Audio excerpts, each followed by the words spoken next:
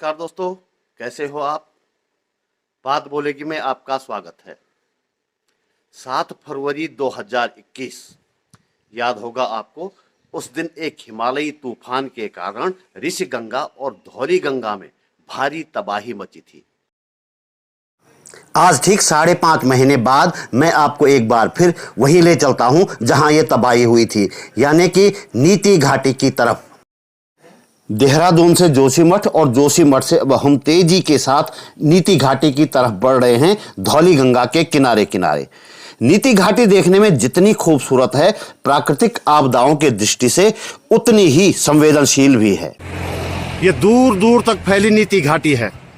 आज मैं नीति घाटी की तरफ जा रहा हूं अपने मित्र प्रकाश नेगी के साथ। प्रकाश है मेरे साथ। और नीति घाटी का पहला पड़ाव यह है तपोवन।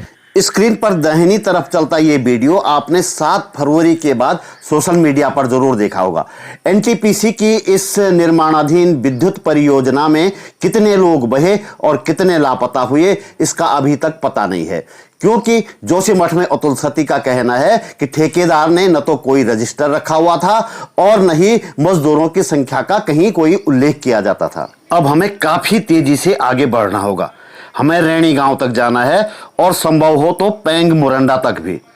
वहां जाकर कई सारी जानकारियां जुटानी है और शाम को वापस जोशीमठ भी लौटना है। हम रैणी गांव पहुंच चुके हैं, प्रसिद्ध चिपको कार्यकर्ता गौरा देवी का गांव।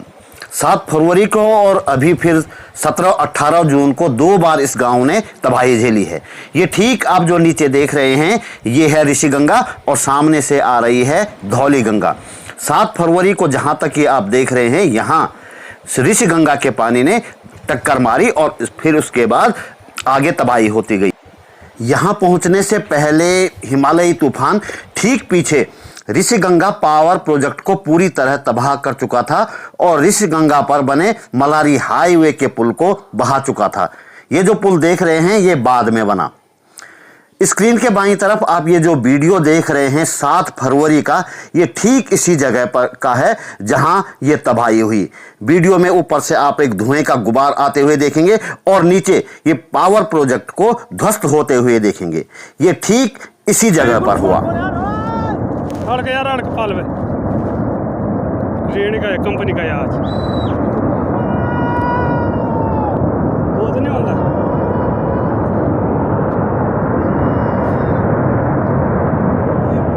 देखिए भाई, तूफान आ रहा जबरदस्त, कंपनी की तरफ जा रहा है ये।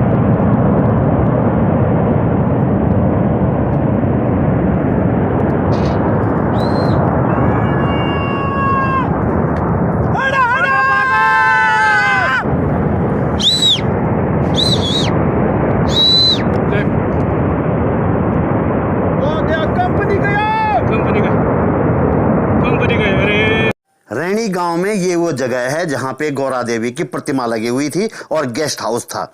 इसी जून में सड़क का एक बड़ा हिस्सा बह जाने के कारण यहां से सड़क बनानी पड़ी है, इसलिए ये प्रतिमा और गेस्ट हाउस यहां से हटा दिया गया है।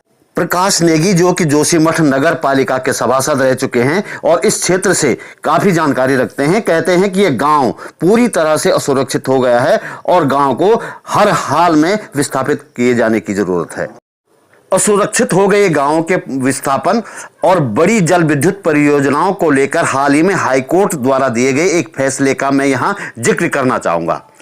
5 लोगों ने नैनीताल हाई कोर्ट में एक याचिका दायर की थी। इनमें शामिल थे रैणी गांव के ग्राम प्रधान भवान सिंह, रैणी गांव के ही पूर्व क्षेत्र पंचायत सदस्य संग्राम सिंह, गौरा देवी के पोते सोहन सिंह, कांग्रेस नेता और जोशीमठ के एक्टिविस्ट कमल रतूड़ी और भाकपा माले नेता और हर आंदोलन में सक्रिय भूमिका निभाने वाले अतुल सती।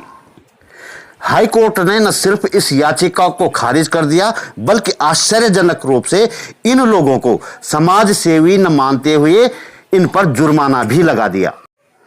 उत्तराखंड सरकार के आंकड़ों के अनुसार राज्य में 395 गांवों को विस्थापित किए जाने की जरूरत है और इस पड़ताल में मैंने पाया है कि चमोली जिले का जोशीमठ क्षेत्र इस मामले में सबसे ज्यादा संवेदनशील है। इसके बावजूद हाई कोर्ट का यह रुख वास्तव में बेहद आश्चर्यजनक है। तो दोस्तों आज इतना ही। मेरा चैनल सब्सक्राइब अवश्य करें और लाइक, कमेंट और शेयर भी करें।